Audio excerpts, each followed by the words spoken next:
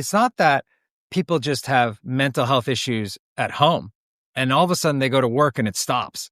The reality is you spend more time at work than you do at home.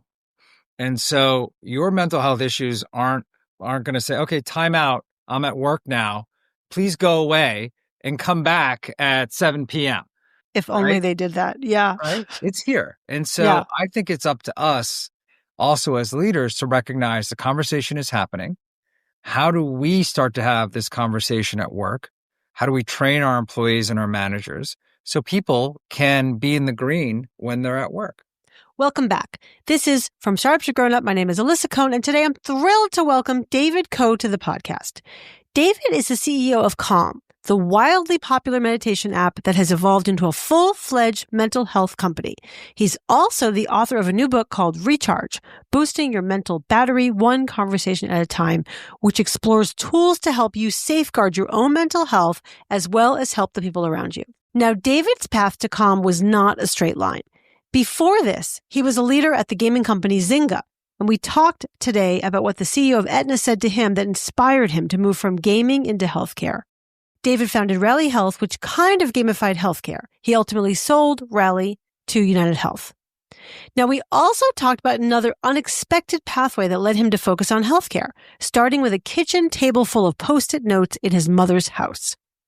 One of the most powerful ideas David shared is his concept of the mental battery, treating your mental energy like a phone battery and being intentional about checking and recharging it. We also talked about easy but powerful tools that managers can use to check in with their people and the questions he uses himself with his own children and colleagues.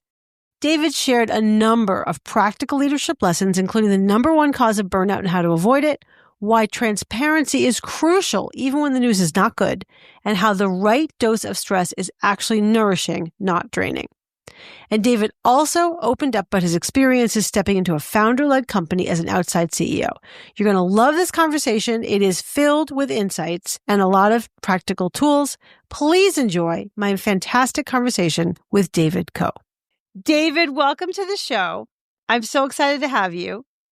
Thank you for having me. Looking forward to it. I'm delighted that you're here. And, you know, David, just for everybody to know that for the context, you're the CEO of Calm. And Calm is known as being a meditation app, but it's actually become a mental health company. But before that, you were the CEO of Rippling and you were the COO of Zynga. That's how you pronounce it, right? Zynga, a gaming company.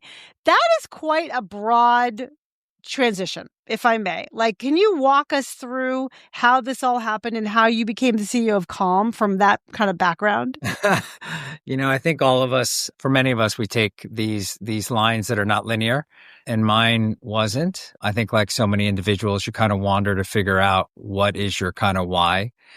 I think for myself, I was really just fortunate to be in gaming. I did that after a decade at Yahoo. Mm-hmm. I worked with a very passionate founder, Mark Pincus, who founded Zynga. It reached 100 million people a day. And it was something that I had always had a passion around, just trying to understand the community and really liked what the company had stood for around play. And so how do you play games together? And it was kind of like a board game, kind of sitting around a board game, but almost like a digital board game and getting back to kind of playing together. What I really learned from there and had one of these moments where two people that were in my book, actually, Recharge, I met actually during that time, Jack Rowe and John Scully, the former CEO of Apple and the former CEO of Aetna. And they asked if I was interested in healthcare, which I was, and to learn more. And they were interested in gaming. So it was kind of one of those transitions that worked for each other.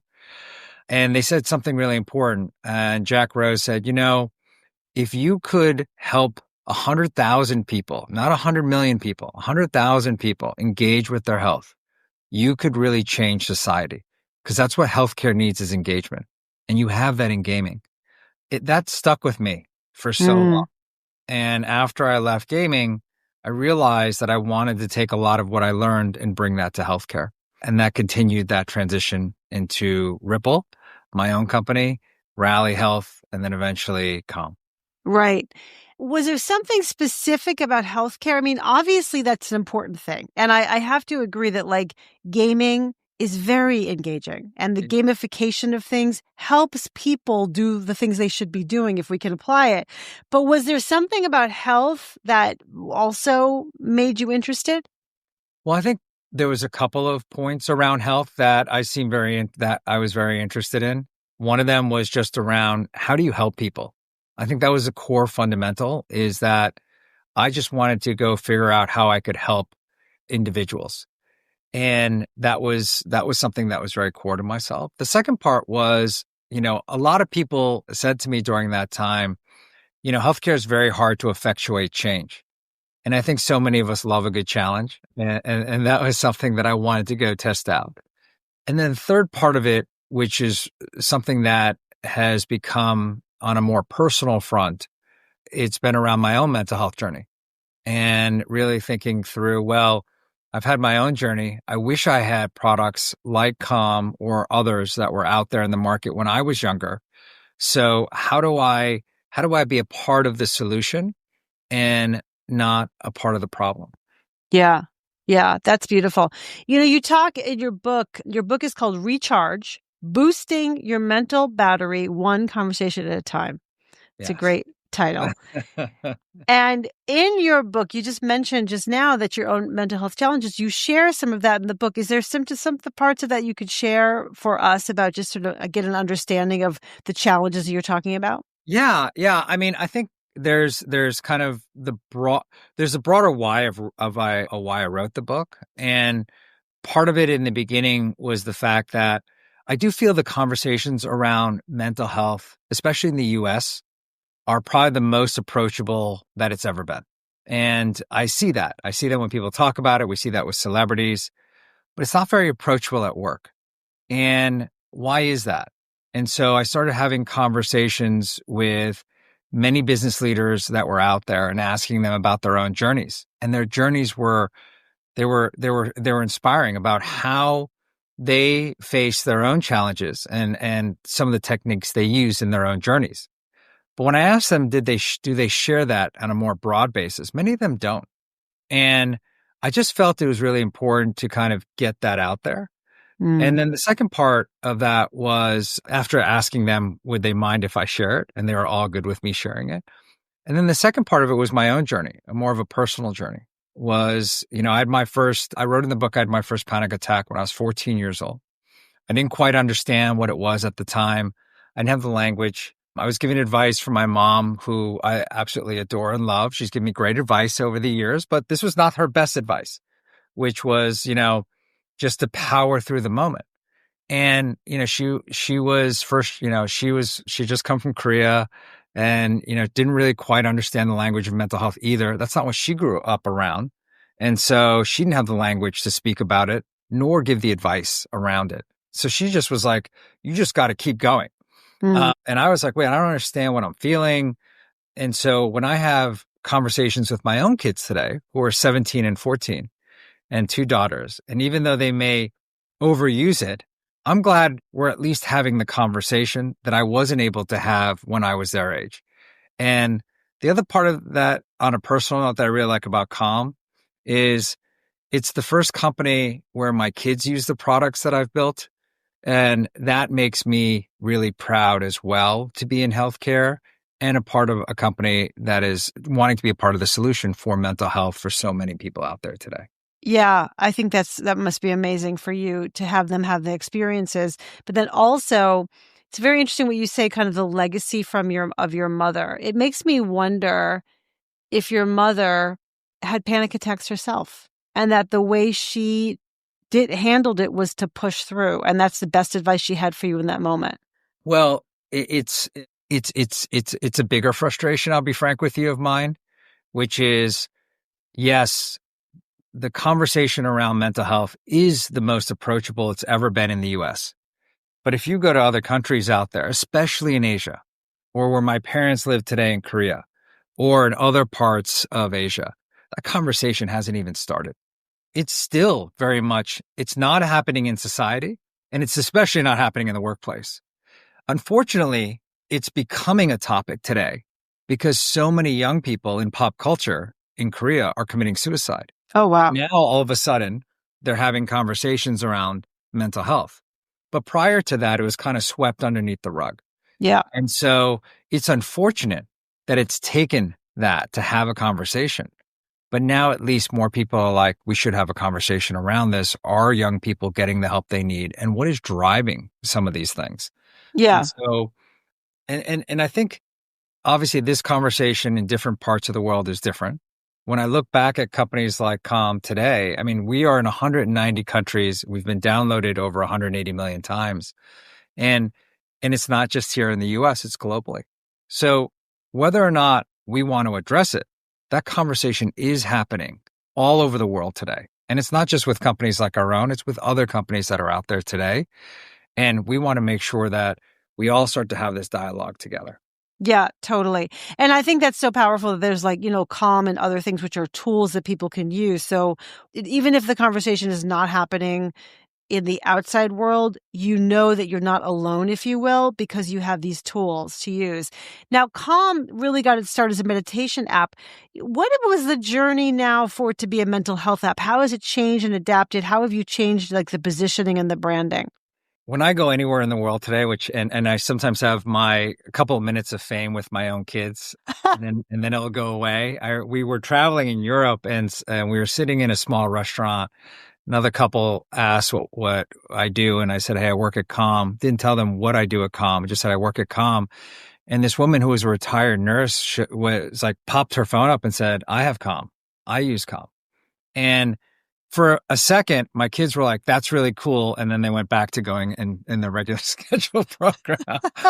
But, it just kind of shows the impact of the brand. And really it starts with the brand, and it starts with the company mission to make the world healthier and happier. It's a really simple concept, but it's a very bold concept in my mind. Mm-hmm. And the way we want to get there is we want to be with you every step of the way in your mental health journey. And the reason why I say that is that the company first, yes, started around meditation, but really started to grow when it focused on sleep. And the fact of the matter is that when you poll people today, yes, I think the last polls that I saw were that over 1 billion people struggle in the world today with anxiety and depression or some form of that. I think those numbers are vastly understated because it was done in around 2020.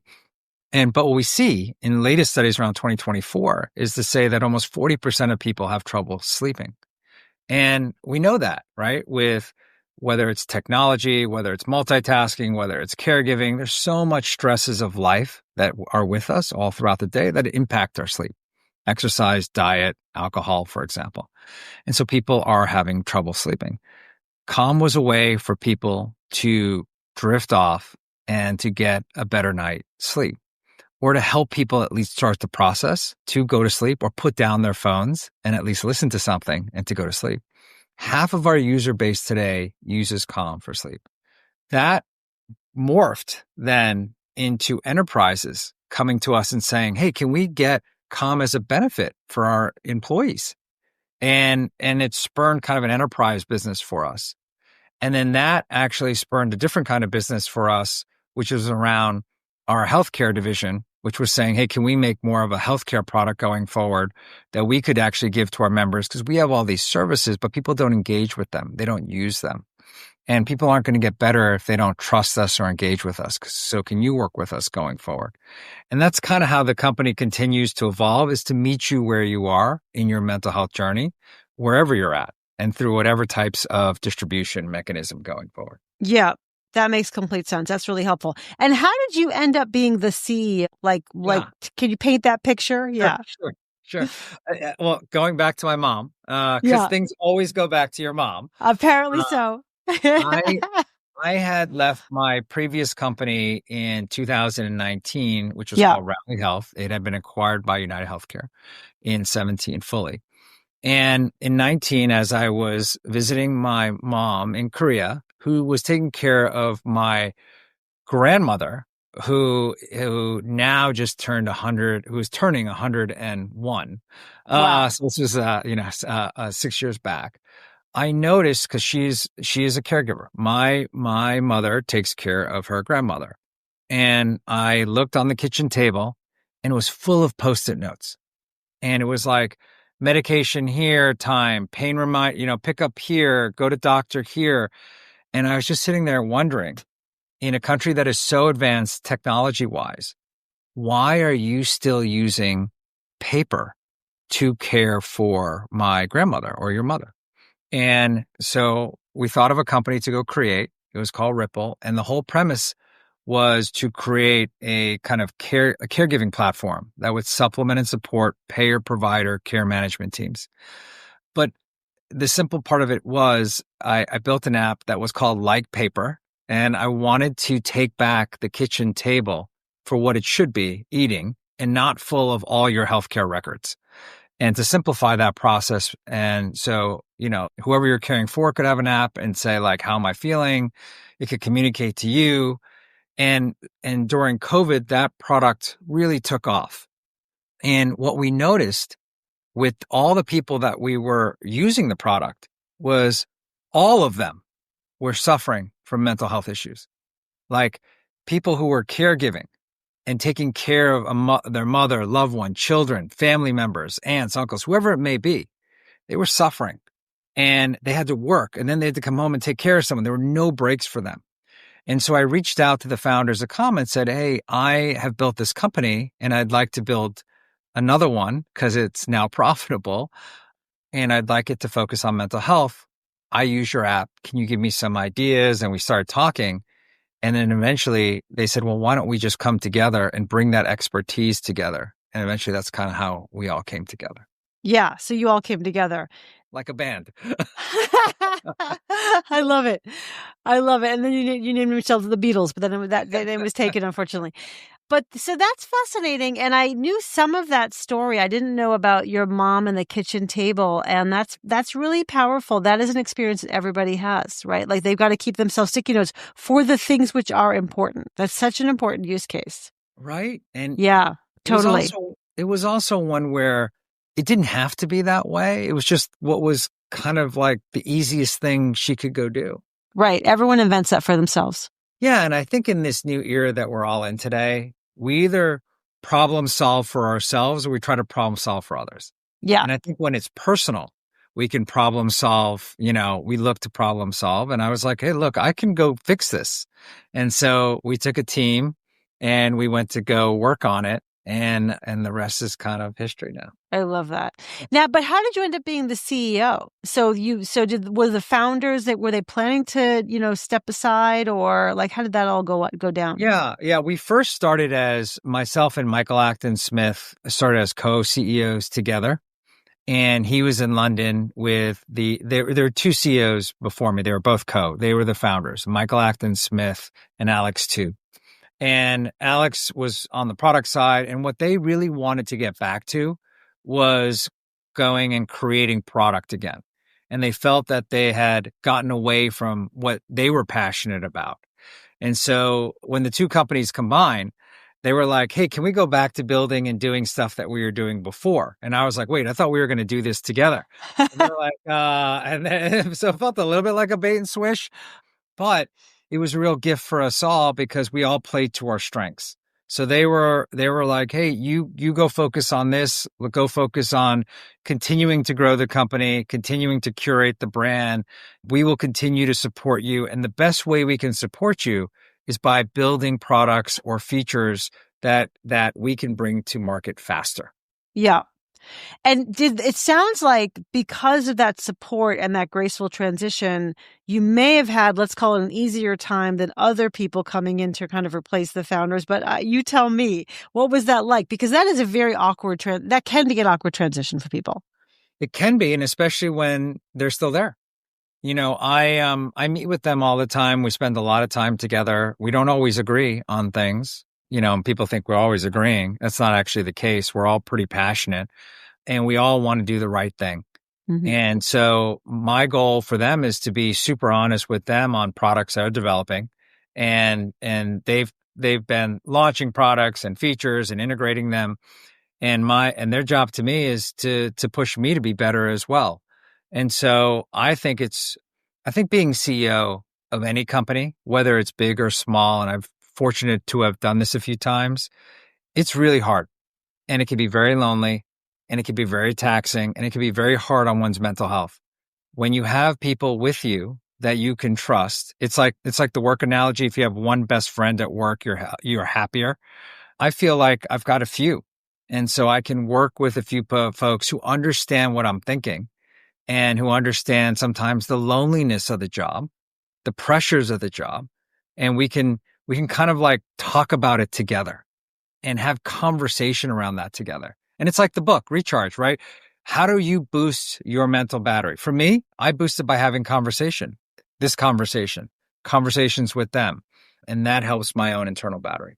Yeah, I think that's so well said. One other thing I would say is that research shows that burnout is not about working too many hours. It's about working too much in a situation which is not working. So it's Right. bureaucratic. You can't say what there is to say. But Right. so that the lack of open dialogue and having to hold yourself back, that's what drives burnout. That's right. That's Yeah. right. So your ability to really have honest conversations with them kind of unlock. And as you said, it's energizing. As you talk about in the book, a lot of ideas around, how do people recharge their batteries? And I'd love you to maybe share. And by the way, maybe even define battery. It's not like you define it in a certain kind of way. And maybe talk about how you came up with the metaphor of the battery and then how specifically people can recharge their batteries. Yeah. So the battery concept was something that came from a coworker of mine.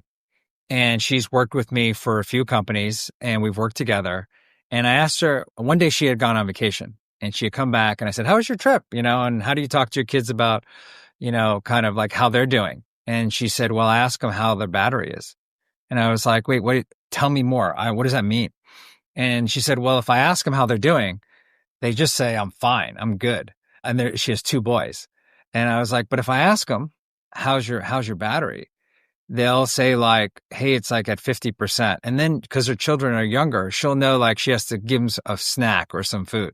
Or if she says they're at like 90%, she knows they're good. I was like, wow, that's a great concept. I wonder if I can work on that concept and could that be the nucleus? And so I started testing that concept around.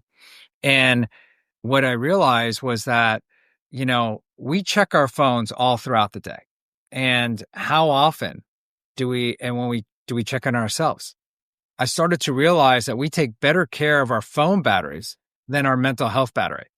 And so I started to think, how do you tie some of those two together?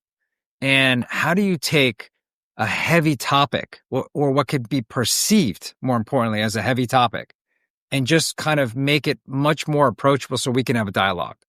Because people often will tell me they want to have a conversation with others about their mental health, but they don't know how to start it. And then they don't understand like what are some of the things around it. And so part of it was equated to a phone battery and say, how's your battery? And depending on their response, you would give them different kind of techniques to recharge. So I'll give you what I would do. If I was at 90%, I'm good. If I'm at 70 or 60% of my own internal battery, I know I may need a walk. I know I may need water that I'm about to sip on. I may need to go speak to someone that would help boost my own battery. I may need probably to say tonight, I probably have to get a better night's sleep. And so what's kind of holding me back? And so there's a number of things that kind of work for individuals differently, but you got to figure out what can work for you because they're not all the same. But I wanted to give you different techniques in the book from a number of different individuals in terms of how they recharge as well. Yeah, I love that. And I love the idea of not asking, how are you doing? Because really that's like a code. How you doing? I'm good. Good. Let's talk about the thing I want to talk about. That's right. Right? And I'll tell you, I don't know if you do this, but I found myself after I started thinking about it, and you've seen this as well, not only with your podcast, people that you've talked to, your book, but like I realized I didn't always make the time or the space for that conversation. And so I'm a lot more intentional today. If I ask you, I'm ready for your response. Because I think what's true is when we ask people, how are they doing? We just want to hear, I'm good. And so that you can keep going and move on. Right. But what happens when someone says, I'm not so good? All of a sudden you're like, wait, I got to go to this next meeting. I didn't allocate more than like 62 seconds for this conversation. How do I do this? And so now be a little bit more intentional, make sure you're present for that conversation. And then give yourself some space around it. And if you ask the question, how's your battery? And then you can give them maybe some quick techniques. And if you need to follow up with them, you can, knowing what their battery level was. And so you have an indicator of how they're feeling.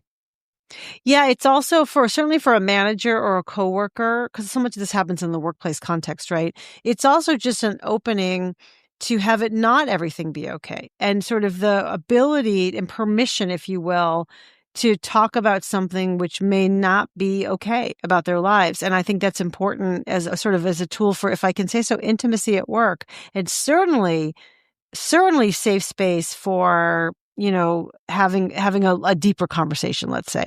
That's right. And I think it's important for business leaders. And again, so many people of this podcast that listen to you week in and week out, to recognize this conversation is happening, whether you want to, if you choose to see it or not. It's not that people just have mental health issues at home and all of a sudden they go to work and it stops. The reality is you spend more time at work than you do at home.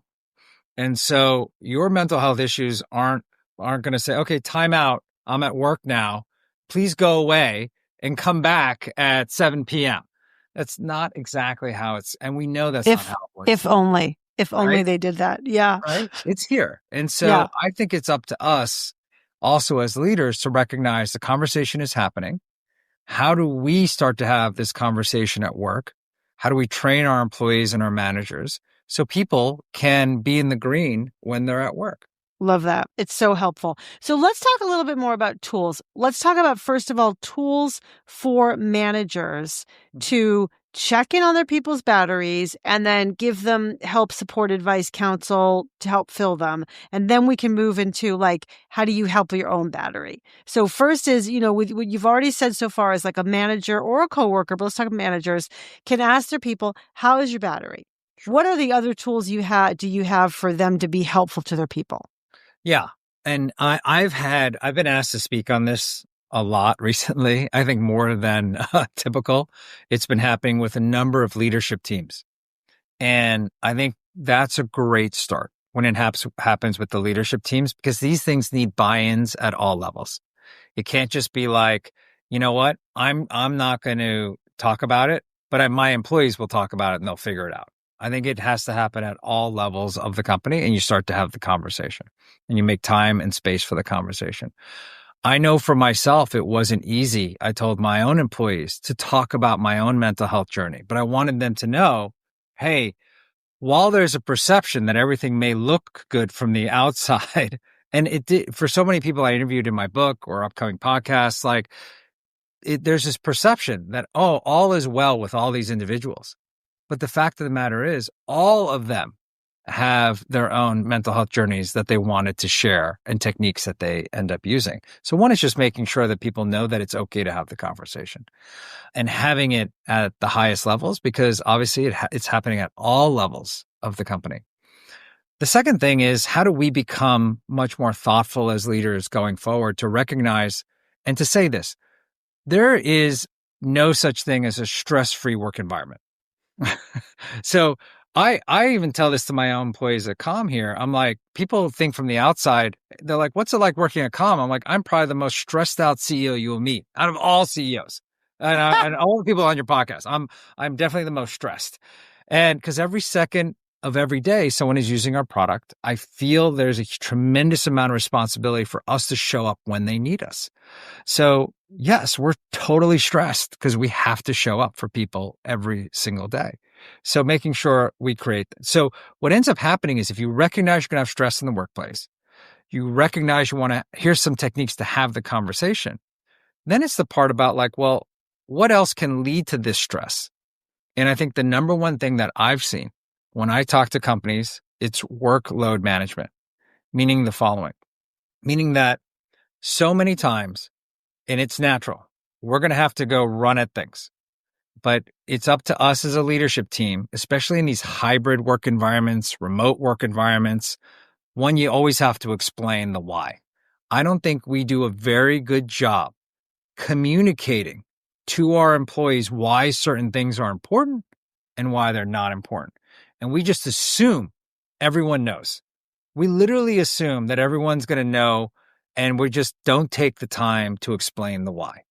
And I think if you slow down a little, and Jack Rose said it in my book really well. He said, sometimes you got to shift and get out of gear. Okay. Shift and get out of gear here too, to explain the why. So you're running 1,000,000 miles a moment and you're just like, go do this. And people are like, wait, what? Why is this important? I have no idea. How does this actually have any relevance to what I'm doing today?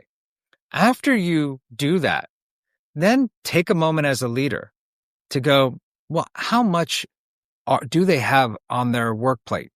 And are there things I should take away? Because what I find often, and I've done this with a lot of leaders today, we're used to stacking. And that is, we just continue to stack until an employee effectively breaks. And we think we're thoughtful. We're all not, being kind together at work. We're all saying all the right things, but we're stacking. And at some point that stack is going to tip over. And we start to address things when they tip over. But the thing is, you can be more proactive and not reactive. And if you're more proactive and you're having the conversation of what you're adding and what you're kind of taking away, and that you're recognizing some of these workloads, that also can lead to a better balance and workforce workload management and a healthier and happier workforce and a more resilient workforce going forward. Yeah. I also think it just shows up as a leader who cares. That's right. And honestly, back to burnout, it's like working too hard. The hard work is too hard because it's bureaucratic and whatnot, and nobody cares. That leads to burnout. It's like, or I'm working really hard and I'm feeling cared for and acknowledged by my manager. Boy, that actually makes a big difference. It's a big difference. 100%. How many times have you heard the term, my manager is out of touch? Yeah. All right. Or that C-suite or executive team's out of touch. The suits are out of touch, right? They're out of touch. They don't know what's happening. Yeah, there's some truth to that. There's truth at times where, yes, because it just seems like the workload is just coming down and there's not an acknowledgement of things that we're deprioritizing. So a lot of times I encourage my own leadership team, I encourage other leadership teams to take stock of the things that we're asking our teams to go do. And what's funny is when I'm in these leadership meetings, it can get a little awkward because they're like, well, the boss over there is stacking on me, And so, but I think that's a healthy conversation to have in the room. I'll be like, well, how many of you feel like the CEO here is, stacking on you? And this is a safe space, we should be able to have a dialogue, and more hands will raise than you think, or there'll be people kind of smiling than you think, because they know it starts at the top and the boss is, stacking, and then they start to stack. And at some point, the whole company is stacking on one another and it's going to tip. It's so important. How do you handle that when you sort of look around the room and you're like, oh, they're talking about me? What happens? And, it's just, the thing that I try to do, and I often talk about this, is try to put yourself in their shoes. And the reality is, there are times where we're just going to have to run. That is a state of the business. There are times where we're not going to be able to fully communicate, but let's not let that be the norm. All right. Let's not let that be what we do week in and week out. There may be those occasions where we can't explain things and you're going to just have to trust it. But more often than not, I would rather over communicate than under communicate. And you may not always like the message. Because sometimes people are like, well, that's bad news. And I'm like, I think that's important. I think it's important that employees understand the good parts of the business, and then they understand also when it's not going as well. And that there's a shared purpose, and that they feel a part of the journey. And then they realize the journey isn't all up and to the right. It's going to have your peaks and it's going to have your valleys. And at times it's going to be stagnant. But hopefully when we get to the end together, whatever that may be, we've done it together, and we realize, we can all benefit from that together as well. The impact. Yeah, totally. I want to call it two important things that actually we've touched on so far for everybody. One is this notion of stress. It's like, oh no, my workplace shouldn't be stressed. Ridiculous. Of course your workplace is stressed. David Coe, the CEO of Calm, is a stress ball. Right? That's the way it is. Tight stress ball, yeah. Tight stress ball. Your workplace is going to be stressed. And oh, by the way, stress is not bad. Stress is like a challenge. Stress gives you adrenaline. Stress actually protects your immune system. Stress in the right dose, again, in the right context, is actually very, very nourishing because you know you're off for a challenge which is worthy. When stress gets to be too much, and also, again, you don't feel appreciated and you're stressed, you don't ever have downtime, that's when stress becomes toxic. But I just think it's important to acknowledge that. So well said. So well said. And thank you for sharing that. Because also in my book, Dr. Aditi Norkar talks exactly about what you just said.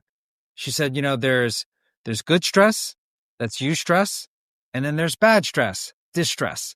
The good stress can bring you together. The good stress can build resilience. The good stress can build your culture. The bad stress could then lead to parts that aren't so good about a company, toxic, and it can lead to bad culture if it's not addressed. So you have to recognize stress is there, but you want more good stress rather than distress. Yep, totally. Then the second thing you said I think is so important is we cannot protect our employees from bad news. Hi, we live in a world, there's bad news. Companies go up and down, up and down. That's normal. You lose customers, you make mistakes, right? Emergencies happen. That is just normal in life. By the way, it leads to stress, right? Hopefully the good kind of stress.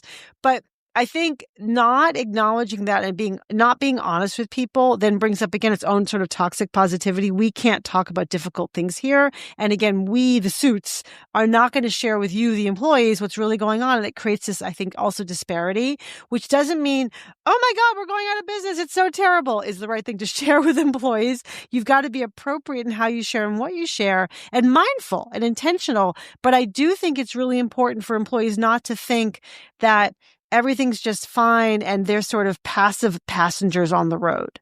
That's right. I mean, we do these culture surveys at least twice a year. And I remember the first time I came into the company, we were doing this culture survey and they were like, should we show all the responses to the company and present out? And I was like, absolutely. And they're like, well, what about these bad ones? And I was like, yeah. I was like, listen, they're going to be there no matter what. Right. And so you might as well just acknowledge it. And if people have questions and they're like, I don't understand what the strategy is or where we're going or the why, just show it, because that's also a reminder to us that we could do better. It's a reminder to the whole team that there's someone out there that doesn't understand what we're doing. And they were brave enough to answer the question. You don't like the response. And so the response shouldn't be, let's not show it. Right. Be like, let's share it, because others also may be thinking of it, not this just one individual. And I do think it's important that it just gets acknowledged that there's questions, and we're going to do our best to answer them. Yeah, which again builds trust because of the transparency about it. Yeah. We're not going to satisfy everyone. You know that. This isn't a popularity. The hard part is this isn't a popularity contest, and I think you're in the wrong job if you want to be liked. That's just my personal, this job has hard decisions you're going to have to make at times that aren't going to be popular, but ultimately you have to make that decision. And so I've recognized at times in my own career where I've oh, wow, do I want to be more liked, or do I want to have the right business results, or or do I have investors? What type of, what do I want to be? And it's a really hard thing because, we're all human, and sometimes the comments are really hard. We all read them. And, and that's just because people feel like they want to say something. But I do think if you take a step back sometimes and recognize, what's the real meaning behind some of this, and just to also recognize you're not going to satisfy everyone, but try to do the best that you can to be more communicative rather than not, that could also really help with employee stress as well. Yeah, definitely. And at Calm, you also have these specific rituals that you use to support the culture, which I think also kind of helps just really focus on really your ultimate mission. So what are some of those rituals and routines that you guys have? I'll give you one when I first joined, because I wasn't even sure if it was truthful. So I joined my first company, All Hands, and we're about to start, and we actually stopped and said, hey, we're going to go listen to Jay Shetty for the next 90 seconds. And, we listened to him give one of his quick kind of meditations. And then we went into our company all hands. I had never done that in my 30-year career where, hey, before we start this company all hands, let's all go play a game. Or before we start this company all hands, let's all go send an email or go onto this website. We never did that. And here we are, and everyone is present. Everyone is in the moment. And I thought it was a great thing that to showcase unity. I thought it was also a great thing that not everyone had to do it, but it was something that most people wanted to do. It centered them, and they were much more present for our all hands. And so that was something where I thought that was just really cool and a way to kind of show that, hey, we use our product, and so we're practicing what we preach. So it's just one small example of something that we did as a company. I love that. Do you have other ones that you do? Yeah. So we just came off this. We have Zoom free days that we'll do as well as a company in a hybrid work environment. We'll also do things to recognize like mental health days. So if we see that and look, this is stuff that we give you a lot of leeway in this to say you have to use your own discretion. So if you feel you're behind, you can use that time where you're not overscheduled. Because one thing I often find us too is so many of us are just overscheduled back to back. We don't put in enough kind of time for ourselves. We don't put in enough time to think thoughtfully about the next meeting, prepare, or even write notes from the prior meeting, right? And then we get home late at night and we're just trying to play catch up and we're not present for family or friends or ourselves.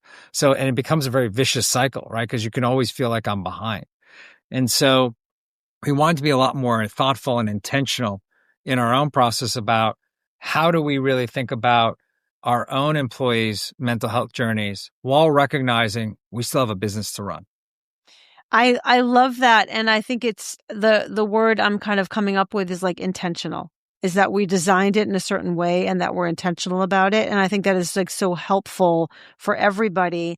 And I'm just curious, like for you, as you kind of entered this environment, which was, new. You're like, what are we doing now? Jay Shetty. We're like, what? Right.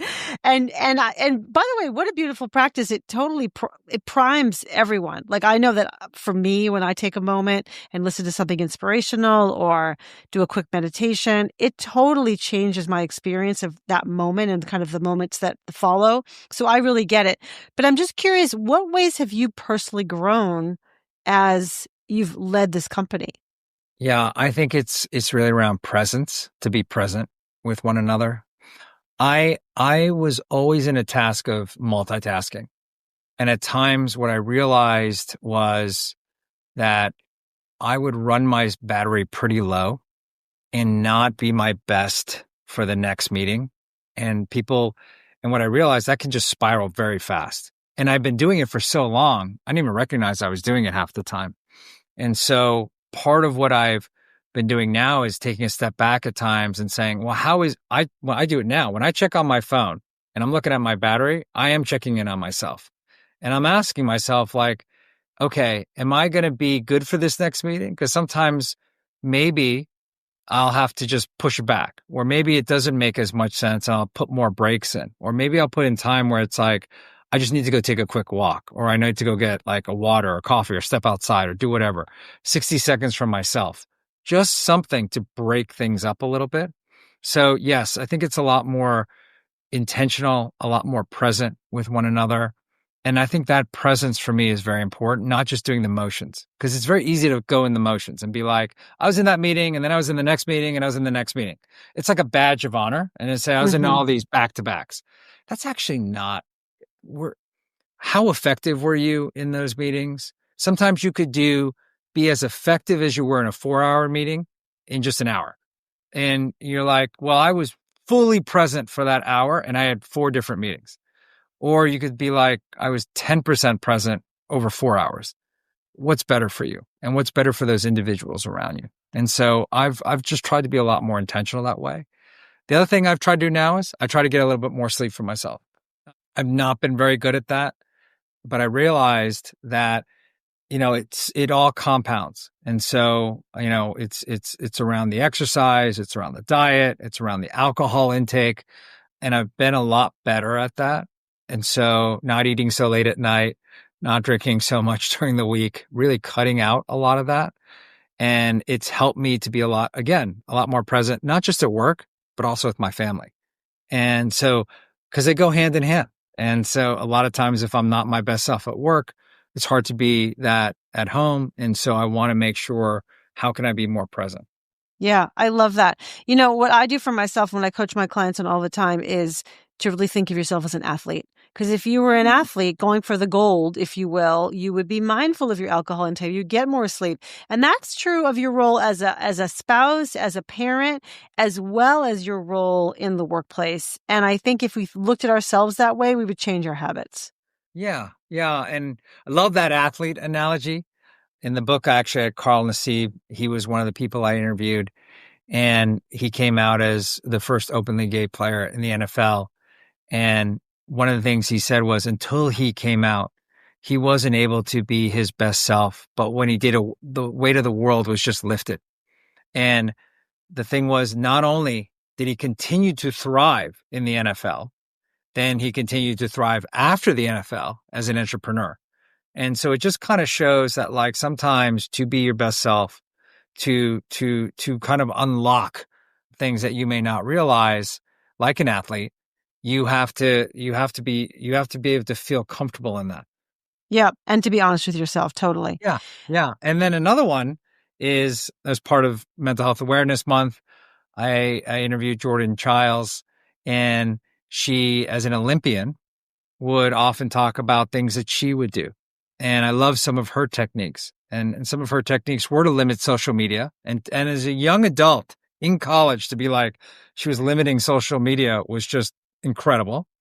But she also acknowledged that her mental health has been a journey. And she equated life and friends as Sour Patch Kids. Some were going to be sweet and some were going to be sour. And I love that too. I love that. That's so great. That's so great. David, just a few more questions. What do you wish you had known earlier on your journey? You know, if I often talk about this. When I was younger, and especially in the workforce, I was in banking, and I felt tremendous stress and pressure. And I didn't have products like Calm. I didn't have the conversation that was happening today in the world. I just felt at times very much alone. So I turned to very unhealthy habits. I turned to habits around smoking, which I wrote about in the book that I had to explain to my own children. I turned to habits, at times with overeating, just relationships with food. It just compounded. I also recognized over time that if I continued these habits, how unhealthy it was taking me down that road. And after years of kind of doing it. And so if I were to go back today and have products like I had today, or the conversations, I know that I wouldn't even have entertained some of that, because I would have had people to have conversations with. I would have had apps like Calm or others to go use. I would have had books to go read or podcasts to go listen to. I didn't have any of that today. So today you have so many tools that are available to you that you can go use there out in the world that do and can lead to a healthier and happier life that I wish that I had when I was younger. Beautiful. I totally hear that. And that's really powerful, and powerful, I think, for other people to listen to this. Now, last question. What advice do you have for other founders as they embark on their journeys to grow into leaders? I often talk and would recommend this is to recognize that, have the conversation around mental health and your own journey in the workplace. It is not weakness. It is absolutely strength. Will absolutely lead to a more resilient workforce. The conversation is happening again at your office, and you may not recognize it, but it is happening. The world operates at a different pace today than it did when, if you look 10 or 20 years back, with technology, with the aging population, financials, everything around us in the world. So stress is there. So if you recognize that, your employees can be in the green as long as you kind of have some of these conversations and can bring their best selves to work. And so I encourage them to have the conversation. Don't not have the conversation. And also give your employees the tools and the space.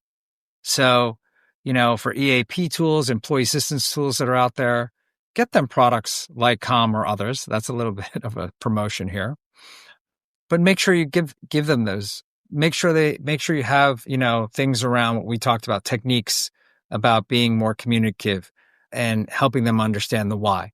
And I do think if you do all those things, whether you're a veteran or whether you're just starting out in the workforce, you too can have a better mental health journey going forward. Beautiful.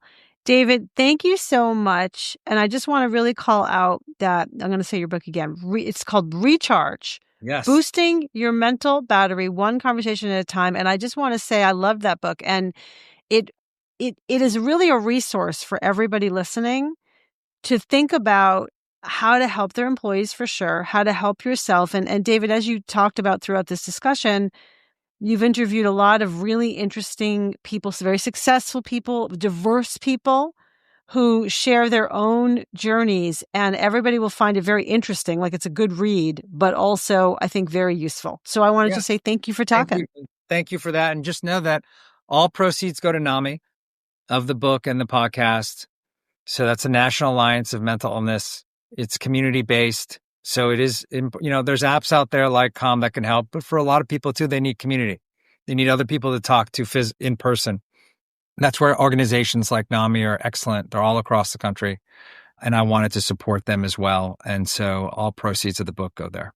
Amazing. Amazing. And David, just shout out your podcast, the name of your podcast too. It's new, right? Called Recharge as well. Okay. It's out, and we've got some amazing people that will be here for the month of May. We start off with Kevin Bacon. Woo! We'll have Chelsea Handler. We'll have Jordan Childs. So just to name a few. Love it. Love that name dropping. All right. David, thank you so much. I loved this conversation. Thanks for being here. Thank you so much. Thank you for having me. Thanks for listening to From Startup to Grown Up. If you like what you heard, give it a review on Apple Podcasts so other people can find it. And if you know of a founder or someone else who is meant to be on this podcast, drop me a line through my website, alyssacohn.com.